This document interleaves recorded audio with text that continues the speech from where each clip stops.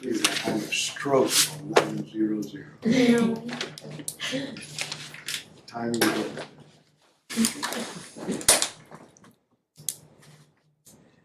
All right, aligning these things with strategy is not easy.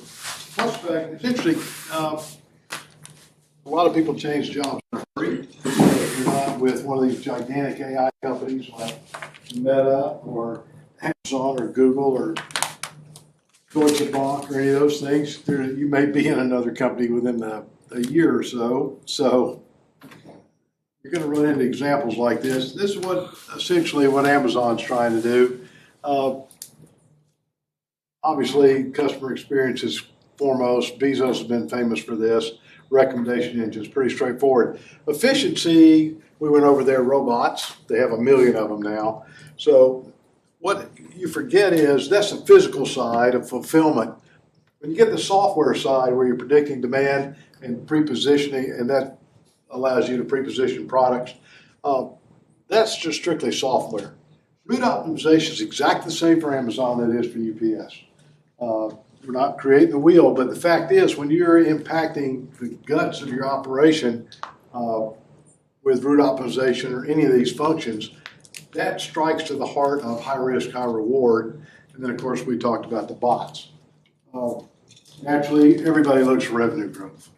Now, you can go at this two ways. You can enhance the top line or the bottom line.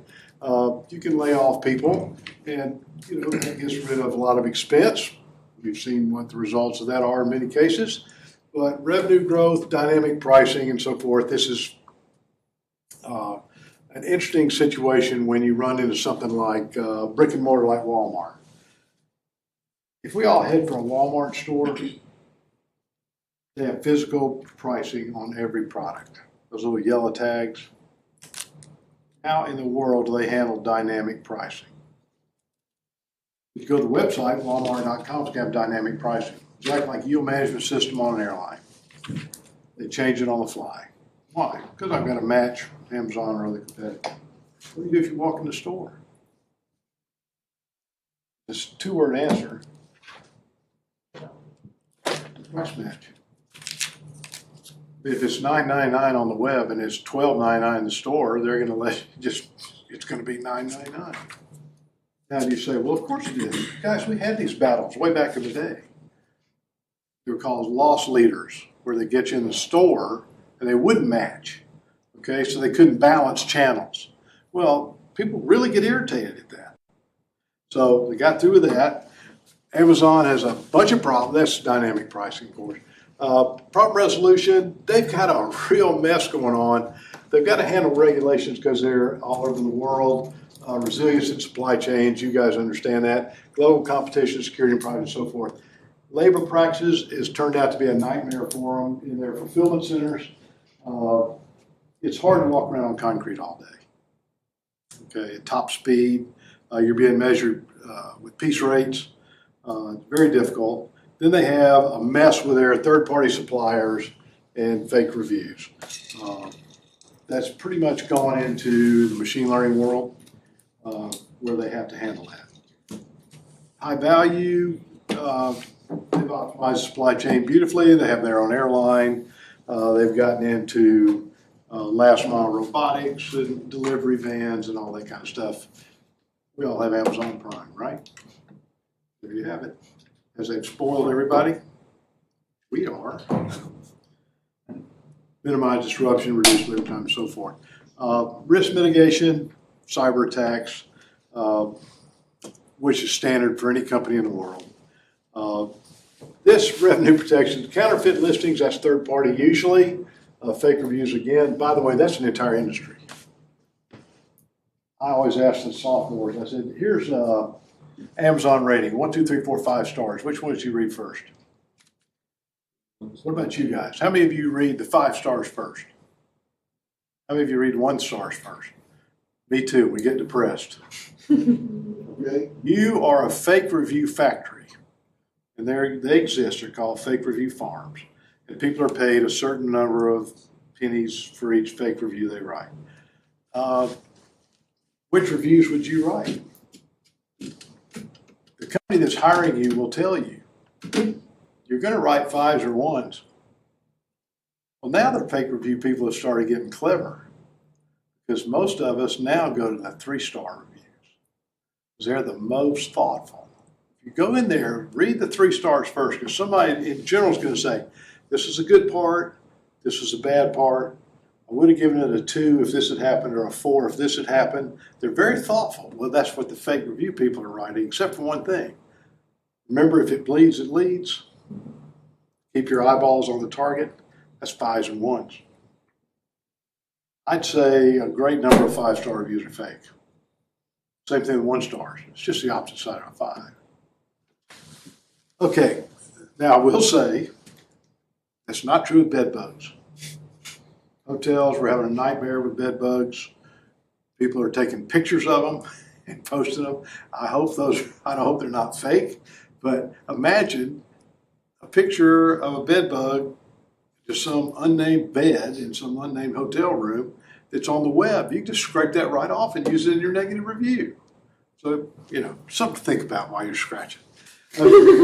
Cost control, naturally, budget task, you know what that leads to. Notice where you get stuck in there, employee skills. One of the things they've done when they bought Kiva Robotics, they had to lay off a lot of pickers, manual pickers for inventory. And they've upskilled a lot of them.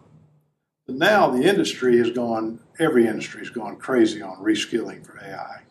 Okay, you just get ready for that.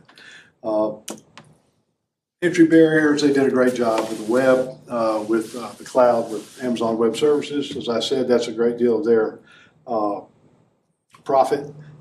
Interesting, significant entry barrier.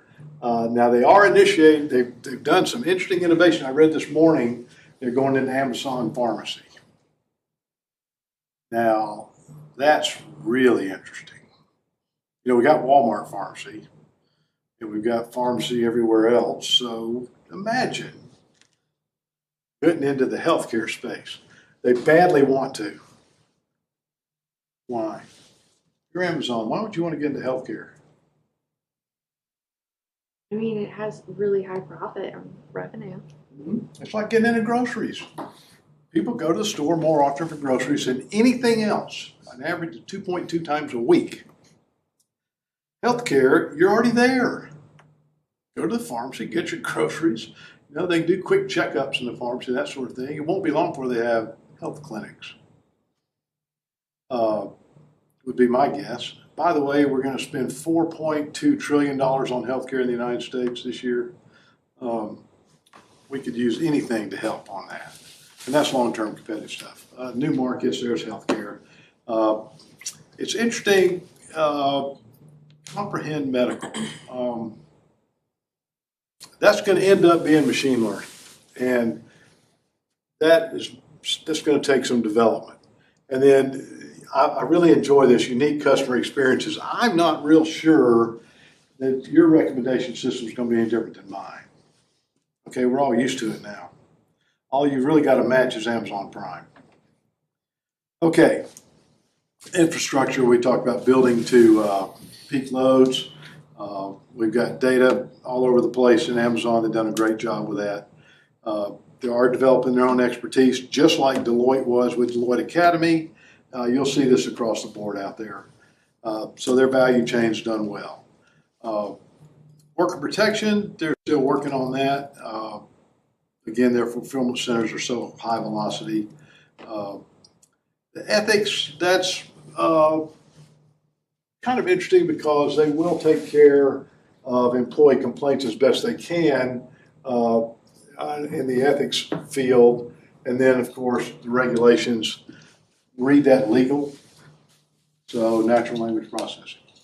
All right, now, if you're going to end up supporting business objectives, think about J&J, a large pharmaceutical company. This is a nightmare, drug discovery. And J&J is one of those pharmaceutical companies that is desperate to figure out how to speed up a 10-year drug delivery product. Generally, 90% of new drugs fail. They don't make it through phase 3 human testing. There are two nations in the world that allow direct-to-consumer advertising for pharmaceuticals, ourselves and New Zealand. Direct-to-consumer pharmaceutical advertising is a fiasco. First of all, people who watch those, and believe it or not, people do, they're pretty sure they have that. I don't care what the problem is, shortness of breath, and then they give you all the acronyms. COPD, and so they're pretty sure they have that. So they race to the doctor's office and they say, I need this drug. It's a real problem. So with every new drug that we have tested, it takes 10 years, $2 or $3 billion, 90% fail. So if we can accelerate this, that's good news. It would help if you had a new drug if it improved patient outcomes. It has been said, I'm not sure how sarcastically, what's the business model of a pharmaceutical company, of any big pharma company? What is their holy grail? Generics. Generics. Oh, Lord, they don't want generics. As soon as that thing goes off patent, then the generics come out. Okay, so you've lost your patent. Okay, their holy grail, guys, is develop a drug that cures your symptom, or alleviates your symptom, and doesn't cure the disease. Okay, so you're a physician and you say, well, your cholesterol's off. Just take this statin. Okay, how long? The rest of your life. The pharmaceutical company's sitting there thinking they died and gone to heaven. Because until they roll off patent, it's all theirs. Now we're in the ethics world. If you see one of these advertisements on TV, they're all over the place. You're stuck seeing them no matter what you watch. What do they tell you first? Here's what it does. And here's a list of 27 side effects. Many times the side effect is you're going to bleed out and die. Okay, or you have what they call an anaphylactic reaction, which is all known as an allergic reaction, where your throat closes and you die. Okay, so you're looking at a real problem here. So if they could speed it up and link that to improved patient outcomes, that would be fantastic. That would give you a competitive edge. Every pharmaceutical company out there is desperate to put in machine learning. So their project is to handle drug discovery, and I won't get into the healthcare behind it, but you've got R&D in there, got the data analysts, senior managers, there's your business professionals, and they want to see about these solutions. Can we handle that with the goals? Well, that is ongoing. It ties directly in with protein folding. And there's a lot of R&D money going there to support these objectives. By the way, these objectives are identical for all the big pharma. Doesn't matter what pharmaceutical company you're in. Deere decided they wanted to use a targeted herbicide system, so they developed See and Spray. Notice where farmers are getting stuck. Herbicide-resistant weeds will adapt to herbicides. Chemical costs are going up, and a lot of regulations limiting herbicide use at the moment. They're increasing, so I want to go with precision. Okay, so what they did, they figured we got to do this because the farmers were complaining, and I want to sell more product, by the way. So they linked directly with Deere's Precision Agriculture Group. You guys all know what precision agriculture is, more crop per drop, okay? They divide fields down all the way down to square meters and even lower than that, and they can do precision agriculture with precision irrigation, precision herbicides. So they've got these controls. They knew the controls were coming, and so they had to figure out how to do chemical technologies. And what they want to do is get at this. Well, they'd already bought this company in the past, Blue River, they bought 8 years ago. That's basically computer vision and machine learning for applications. Why do I need vision? By the way, we're talking about robots here, Blue River robots. I use vision because I identify the weeds in the field. The robot just goes down the rows. This is a good plant, this is a weed, it identifies the weed, and it pops the herbicide on it. They already had training data, and they'd got an autonomous driving system into their bots. Okay, this is great. That's your infrastructure. The vision distinguishes between good and bad. It puts herbicide only on the weeds. Now remember, there are robots out there now that use electricity here. They don't use herbicides. They just zap the weed with an electric bolt. How do you power the robot? Well, you put solar panels on top of it. Okay, so using targeted herbicides, they did a great job, made some money. Amazon, of course, has done what we already talked about, logistics. Microsoft, that's a little interesting to partner with OpenAI to integrate GPT into Bing. But they're looking for, here, responsible use. So they're trying to make sure their interactions are safe and appropriate. Content filters. That's really great. So why don't we have content filters in Meta?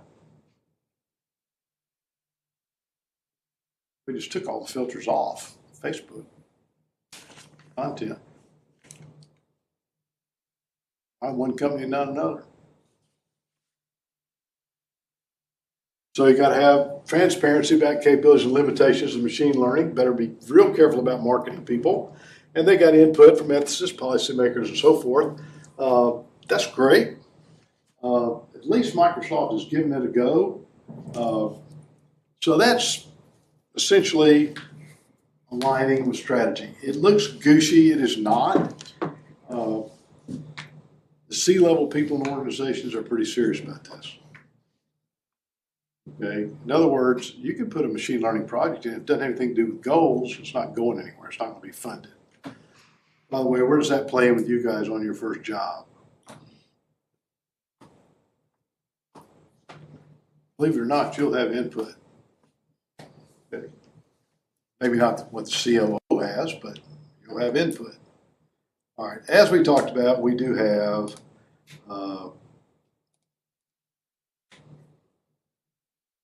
these models. Now, this is what we're trying to do. It'd be great to enhance decision making, obviously new product services, transform operations. UPS, and influence customer behavior. UPS all the way. They did all these things. So, decision making is decision making. Okay, you have to ask the decision makers if you've enhanced what they're doing, and that's an interesting case on its own. New products, autonomous systems, chatbots, of course, accelerate R&D. Sustainability is good. Create ecosystems is another thing entirely. It's a network where I might combine the company, its suppliers, and its customers and partners. And so creating an ecosystem is really heavy duty. So Amazon's got one. Notice, look at its components. It's got its platform, okay? It has personalized shopping experience. Data's at the guts of all these, by the way. What's web service? That's their cloud unit. They've got smart devices, which love to watch everything you guys do. Supply chain logistics, naturally, Amazon Prime subscription, Amazon advertising, data-driven business ecosystem is all this. And let's throw in Amazon pharmacy, probably Amazon healthcare there, and so forth. That's quite an ecosystem. That's their e-commerce, that's web services. Now, what they do have is SageMaker, and that allows developers to handle machine learning models at scale. They are basically providing a service here to developers. Recognition, and that is spelled correctly, that handles image and video analysis. Now, think about image and video analysis, because now, look what you can identify. Once you're out on the web, guys, and you're identified, you're always identified. And that goes true for videos. Lex, they build conversational interfaces. Again, they make it available to clients.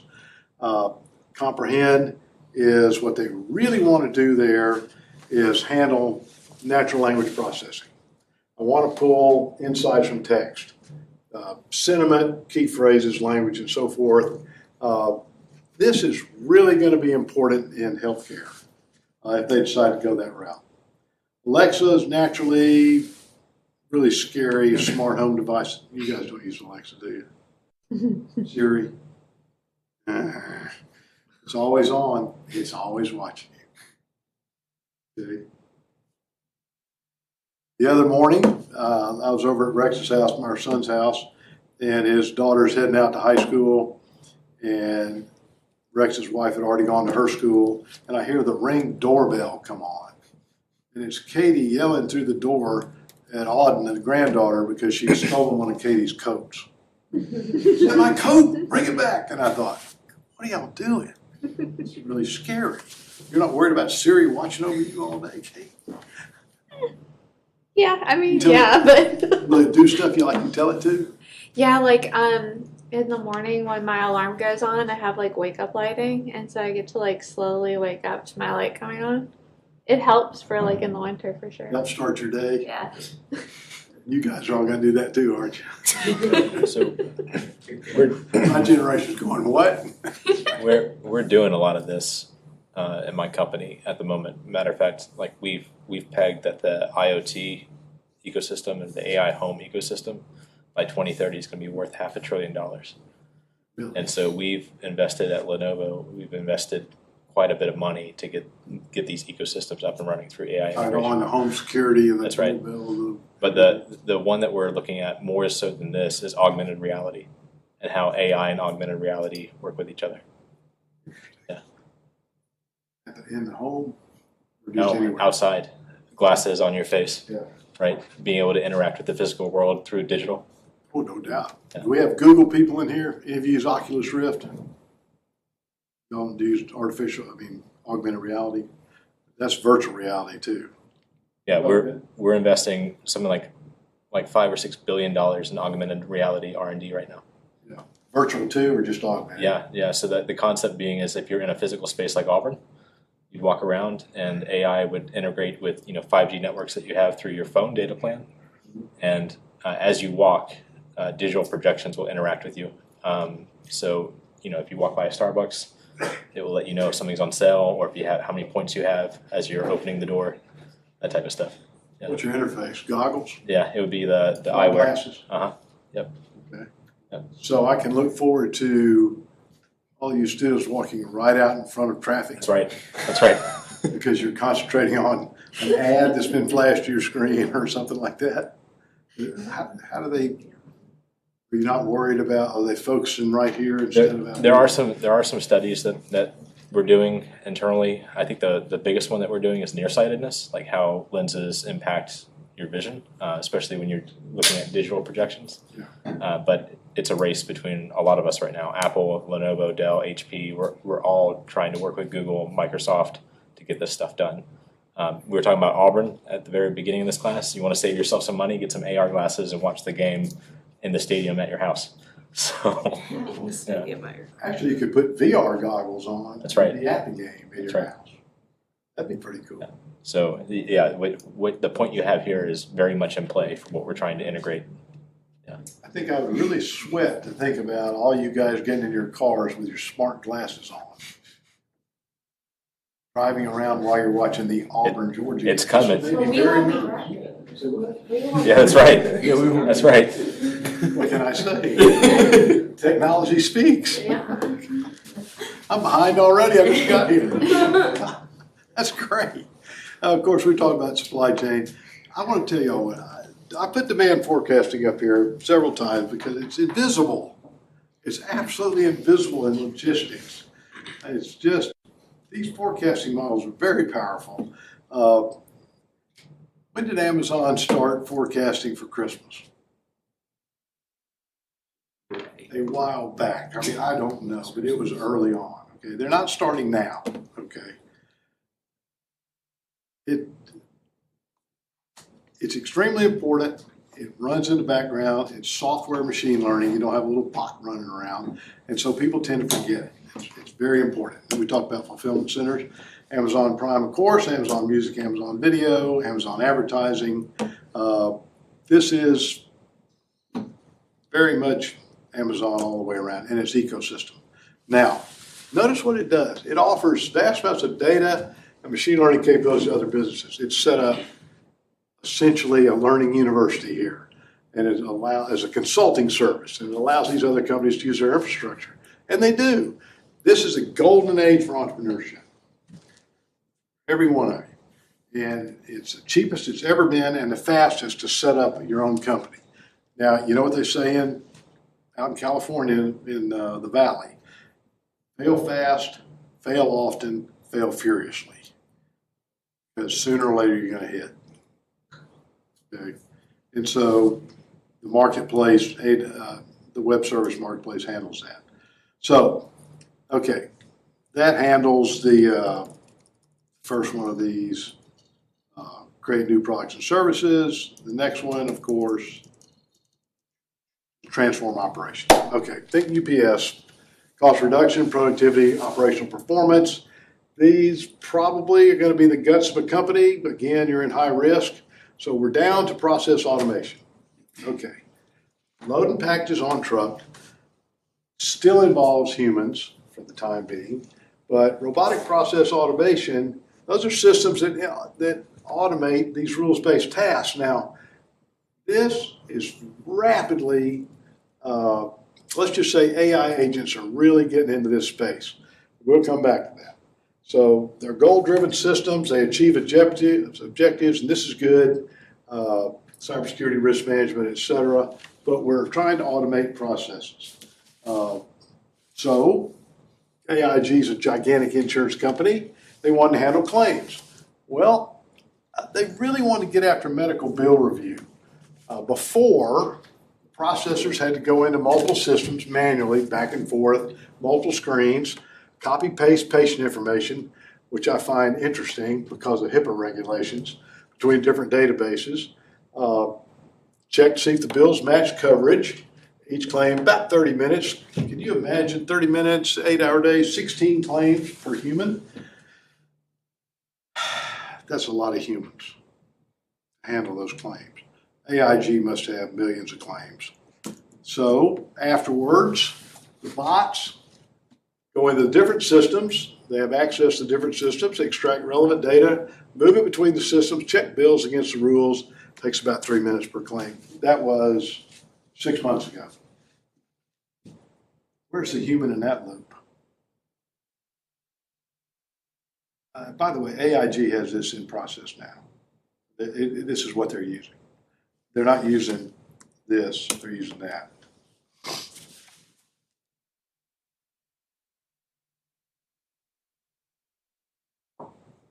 You got a problem very quickly right here. Okay, so what you've done, or AIG's done, this is not just AIG. I just picked medical data because it's so problematic. The bots are going to log into medical bill systems, which means they have your information. Okay, your personally identifiable information. They're going to take the data, they'll move it between the systems to come up with the bill. They'll check it against the policy rules, which is very straightforward, and it does take just a couple minutes. I would imagine they have to do sampling. And I would think for HIPAA regulations alone, they'd have to sample certain of these and see if they were straightforward. Okay. Here are the results. Error rates decreased, saved millions of dollars. And notice, where did we put the human employees? They shifted to handling complex claims, customer service, and the sampling process. This goes on all the time. Another strategic model, customer behavior through hyper-personalization. What am I looking for? What's the holy grail of marketing? N equals 1. Right here to you, Zach, right here to you. This is for you, targeted. Okay, this is what you'd like. Targeting, tailoring, whatever, to individual customers very specifically. That's great. Makes customers feel like they're talking to me. Your retention, sales, satisfaction, that sounds really good. So,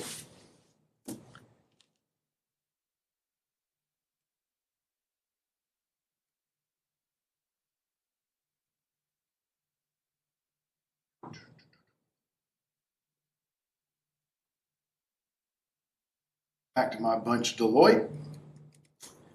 They've got to get decision-making. What they like to do is improve that naturally. Decision support, several systems. They want to enhance the decision-making process, so they go to Omnia Signal. That using machine learning, analyze a bunch of data. Notice it's helping the auditor. Notice what do we have in Deloitte? We got tax, we got audit, we have advisory, we have mergers, acquisition, and consulting. So identify these risks, and you know what auditors do. They have to sign off.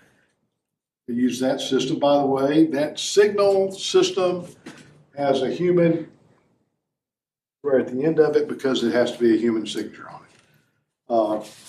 New products, they've got new business ventures because what they want to do is they want to consult in machine learning. Now, what has Accenture just done? We talked about it last week, fired a bunch of people. You can't ramp up on AI fast enough, you're fired. Okay? We're going totally machine learning at Accenture. They're a consulting company just like Deloitte. So everybody's doing this. Autonomous transaction systems, that's great. And of course, they have a very interesting smart factories initiative. They moved into manufacturing consulting. They have transformed their operations, which is a great goal for them. Reduce cost, improve productivity, et cetera. They've got accounting. They have Argus system, natural language processing. Finance, they went with Intella, which is another one of their systems. And what are they doing? They're forecasting tax liabilities. And then supply chain for consulting. That's pretty much, soup to nuts. And then they want to personalize as much as they can. And visual formats, they have a system called DTRAX that does contract management. This gets interesting. If that word complex is in there, you're probably not going to have machine learning in there full blast. You're going to need a human there.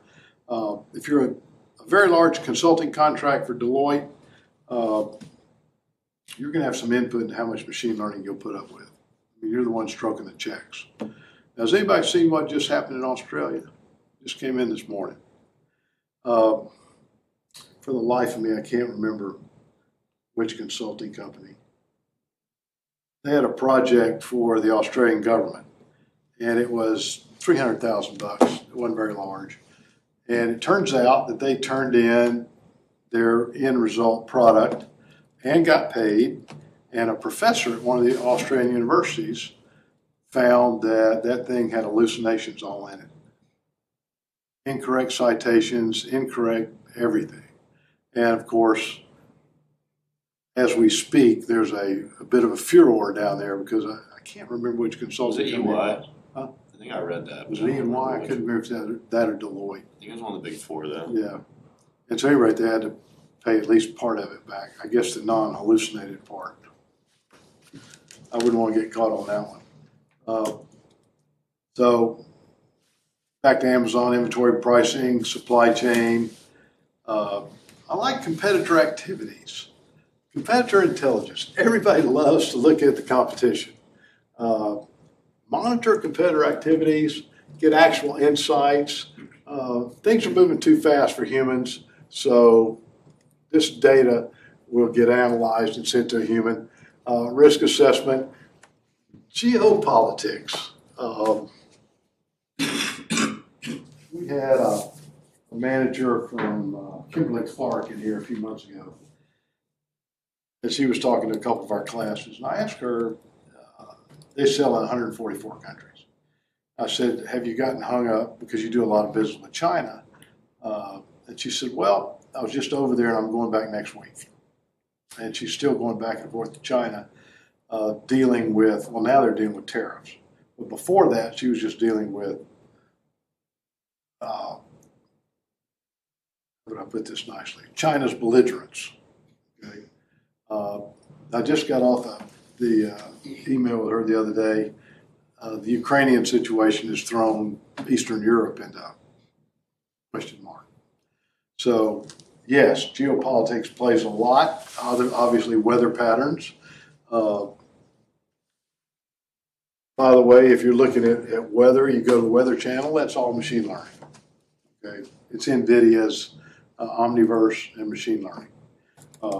Who owns the Weather Channel? The Weather Company. That's who owns those phones. Regulatory compliance, naturally. Then again, we got the cloud, Comprehend Medical, Amazon Translate. All these are new products at the time. Lex, Scout, and Voice Assistant. Scout's a little delivery robot, which everybody loves to sabotage. So the last mile delivery. If you run those things around college campus, that can get to be problematic. They've got those at Ole Miss, which I'm kind of surprised at. Do they still work? I heard they were getting sabotaged. I've heard they're getting snatched. Stolen. They're getting snatched and Yeah. sabotaged. It's, I mean, after all, there's a pizza in there. I want to get at that thing. Automation, we've talked about supply chain optimization. You know what's interesting? These two, it looks so simple. Let's do automate warehouse. Well, of course. Let's optimize our supply chain. Of course. How would you like to be the C-level person in charge of those two functions? Hey, you're making bank. Oh, come on, Kate. That's what you're in this class for. That's where you'll be in about 5 years. I hope not. What they don't talk about here is Amazon trucking, their vans and their trucks, so on and so forth. Fraud and counterfeits, this is a real serious problem. It's ongoing, naturally. Workforce scheduling, by the way, it doesn't matter what company you're in, you got to do this. Security operations. We forget all this goes on all the time. So customer behavior, this is one of my things I really need to do, so I've personalized. Now, this gets really fascinating. Amazon does a great job reminding you that your shopping cart is not empty. You've left products in it, you're going to get a reminder. I'm not sure, my generation doesn't like that much. We don't like to get those reminders. It doesn't seem to bother the kids, so okay, great. But that's automatic. Great idea. I like the idea of a less expensive shipping method. Okay, great. Search result optimization, their recommendation engine is top notch. However, they're the ones who came in and decided that we need to break people out of their filter bubbles. All y'all know what a filter bubble is? You buy a set of products and they notice the characteristics, they keep recommending those products to you. So it locks you into like a filter bubble. What they do is every now and then they'll send you a product just totally off the wall. Break you out of that bubble so that you'll buy more stuff. Okay? And the idea is to open you up to other venues. Clothing, books, doesn't really matter. Where does that really blow up? Blows up in politics. Nobody wants to break filter bubbles in politics. They want the wall. They literally want filtered walls in politics. They want you locked into your ideology. Not so with sales, okay? Trust building, fake reviews, counterfeit products. The good news here, the customers really report on those, usually with kind of interesting pictures. Amazon does use chatbots. I can't stand them, but some people say they're useful. Yeah, I used it this morning. Did it work? Yeah. Oh, that's fantastic. That has not been my experience. I just usually write human in all caps, 2 exclamation points, and what does it do? It cycles right back to the original, how can I help you today? Mm-hmm. It doesn't understand you blithering idiot either, so I just want to let y'all know. Okay, so decision making, Anheuser-Busch, whom y'all are all familiar with, they came up with the beer garage. And so what they want to do is optimize pricing decisions. Okay, so they got 500 brands, 100 countries, and they want to optimize pricing decisions. You look at these things and you think, these are real problems. And who thinks these things up? Well, you look at it and you go, you have a team of people doing this with spreadsheets.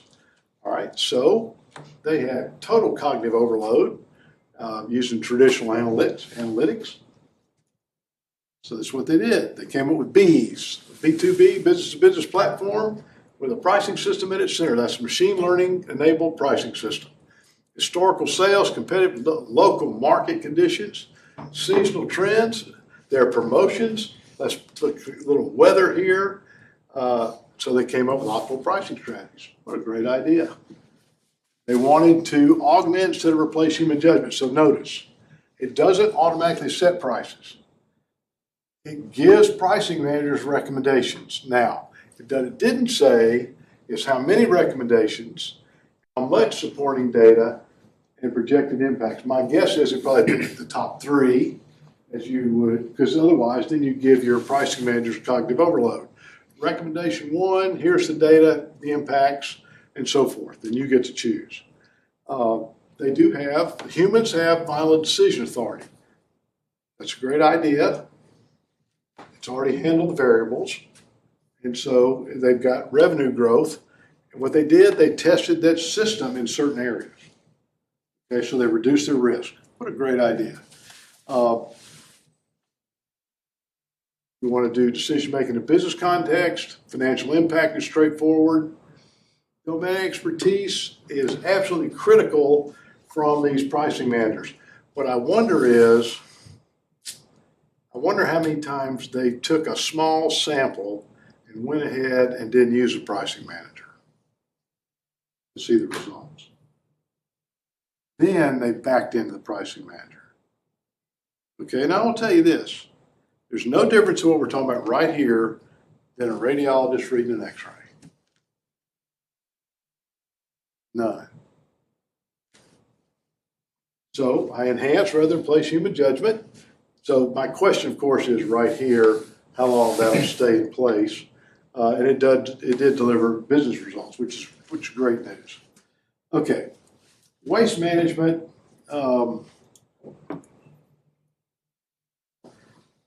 We do have AMP wanted to do these robots to sort recyclables. Well, I'm going to have a pretty good robot with pretty quick arms. I've got to have a great vision system. And this is the idea here is, of course, to separate stuff out in recycling plants. As you all know, that's a really big deal. Then the smart trash cans, of which is that one. This is Wi-Fi enabled. There's two sensors in it, one for weight, one for fullness. I can't go on much with the name of the thing, but I suppose I would have just called it smart trash can. But the big belly system, notice it says smart city solutions down there. We've already talked about how you picked up trash in the city, right? We do that here? Okay, that's what they use. When those things get full enough or heavy enough, they raise their hands electronically and you pick them up. Okay? This is so-called trademark management console. Reduce the number of trucks, make a bunch of money for the city. Okay? All right. Airbus. Airbus is very interesting here because what they decided, they're going to do this platform called Skywise. What is Palantir? You guys keeping up with Palantir? Isn't it a defense contractor? It's a defense contractor, but what do these people do? Surveillance. They do surveillance, but what is their, what's underlying their product? It's not only surveillance, it's also operations. They're big-time defense contractors. They're massive analytics. What they're doing, using artificial intelligence and machine learning. And Palantir, they've got a great platform. It's very classified, if you will. But Airbus has gotten in with them. What they want to do, they want to help other aviation companies improve their performance and support digital transformation, the same old stuff. Okay? They pull in all this data, in-flight sensors, maintenance logs, operational records. What are we talking about with other aviation companies? Delta, okay, United, so forth. You're a modern aircraft, you generate 30 gigabytes of data daily, 40,000 parameters, So what I want to do, I want the airlines to have a unified view of the data off all their planes that are flying. Now, you put in Skywise, they get better fleet management, reduce maintenance, and improve reliability based on Palantir's analytics. I wonder where Airbus came up with that. Okay, they're doing the health of the aircraft. Okay, what's my idea? Proactive maintenance. That sounds really straightforward. Every aircraft engine has to have maintenance and scheduled maintenance, and it's mandatory. Okay, otherwise they don't fly. It's not predictive. It's not proactive. It is scheduled. Okay, like 200 hours, 500 hours, whatever on an engine. So tell me what proactive maintenance is. Whenever it needs to be done, How do I know? you can use old data based on like hours of failure in the past. Okay, so I'm using historical data, right? Based on 40,000 parameters. What's generating that data?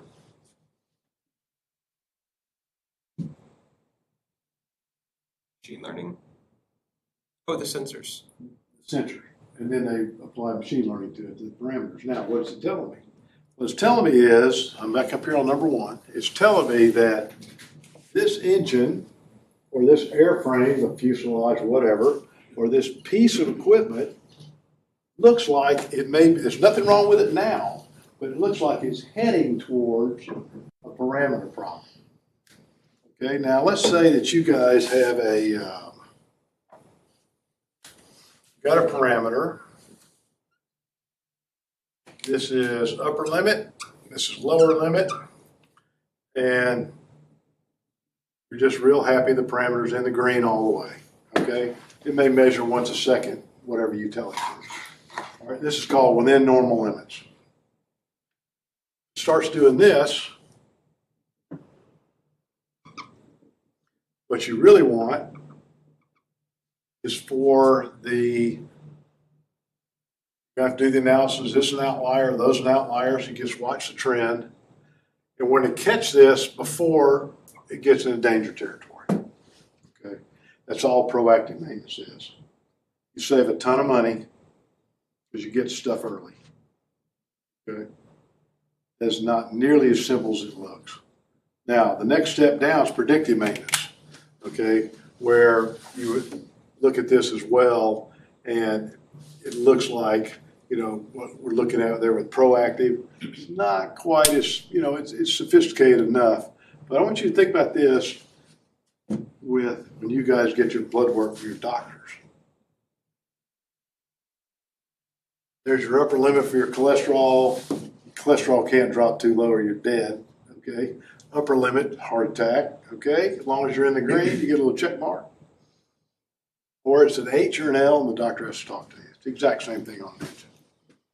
Okay, so good job on Skywise, Palantir. Predictive maintenance, predict when components need servicing, predicting out in the future. Detailed metrics gives you reliability. That's why I fly on 2 engines across the ocean now.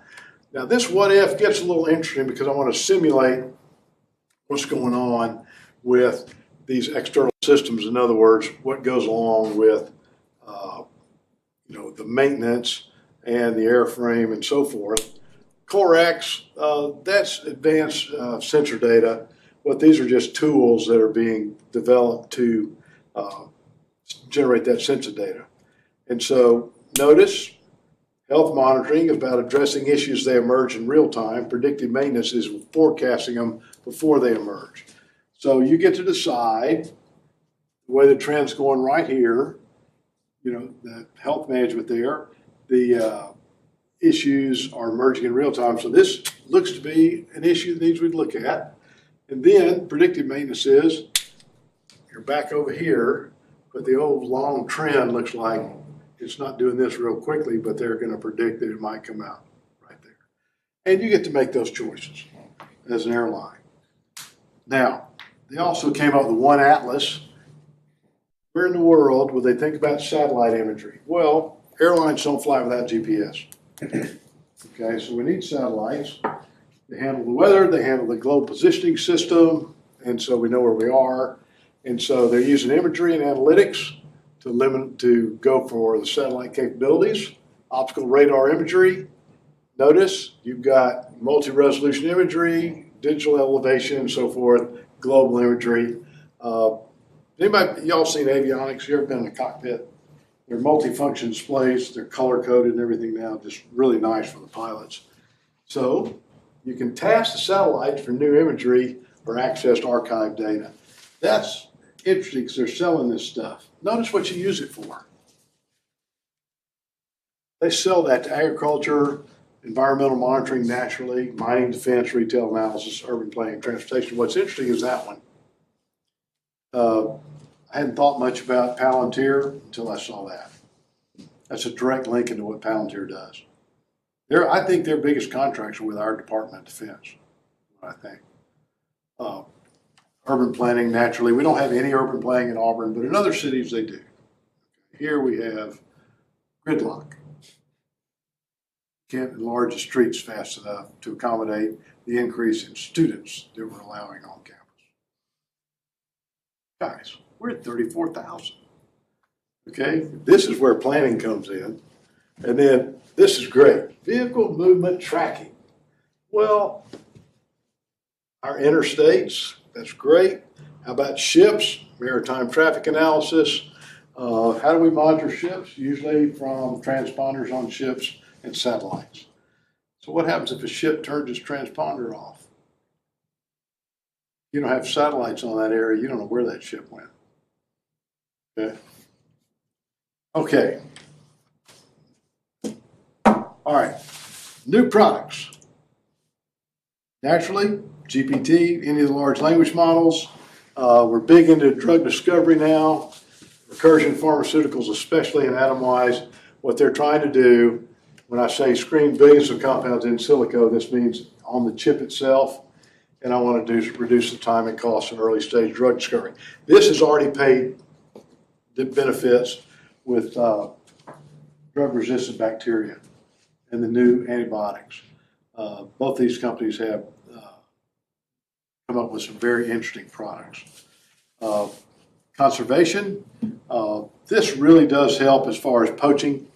We have a problem with that. Of course, they're spreading out in Africa, wildlife conservation, try to save the animals. Now, deforestation, we manage that from satellites. This is what we were doing when Bolsonaro was president of Brazil the last few years. He's cutting down the Amazonian rainforest because he wanted to grow soybeans to feed beef. The soil in the Amazon rainforest is about this deep. You can't grow food crops on it. The soil in Iowa, for example, where we could grow food crops, is about this deep, from the floor. So he thought it was like Iowa. So it's good to have this because it helps if you're going to cut down the Amazon rainforest. We're all going to have an interesting time breathing, just to let everybody know. The next best action for recommending personalized investment ideas. Read this, wealth management. Now, here, this gets very interesting. This is Morgan Stanley, guys. This isn't some XYZ company. So their system handles these investments, in actions relevant to a particular client. What you get is they can identify these ideas in just seconds down from 45 minutes. Now, what's interesting is if you're in Morgan Stanley's wealth management group, you're not going to talk to a screen. You're going to want to have a human on the other end of that call. Okay, those folks, I'm not one of them, but I know some who are. They're not going to talk to a screen. They're sure not going to talk to a chatbot.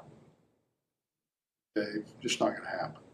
However, it is very useful for these advisors, human in the loop, to have a variety of investments and actions to know the client. Now, any client will tell you, or if you ever get a question where they're going to say, what is your risk analysis profile?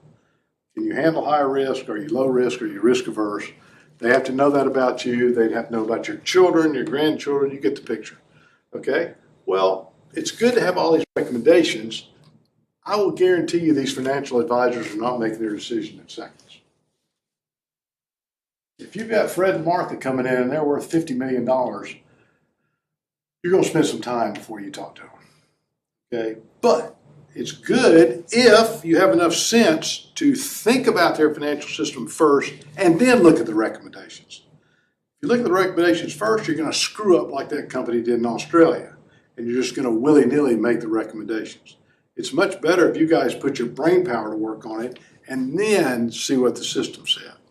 But notice, may recommend many possible ideas to send to a client on a given day. This is not a cold call. These people are busy. You don't start sending them willy-nilly. Here's 27 recommendations. Okay, no. But this is basically for the financial advisor. It is voluntary. Not all financial advisors have adopted it. Look, you can draw a graph up here. As net worth goes up, how many financial advisors would adopt at each level of net worth? Fewer and fewer. Okay. There are people out there, guys. Rockefeller Center in New York City. That's been managing Rockefeller money on several floors of that building, for 100 years. So, but the idea here is this. If you do your thinking first, and I highly recommend all of you do that with generative AI, then see what the system says, that may be very useful. Morgan Stanley is definitely looking at that. Okay, let's go into platforms next week. Since we have the Georgia game this weekend, you guys have to get ready. Rest of us head for the hills.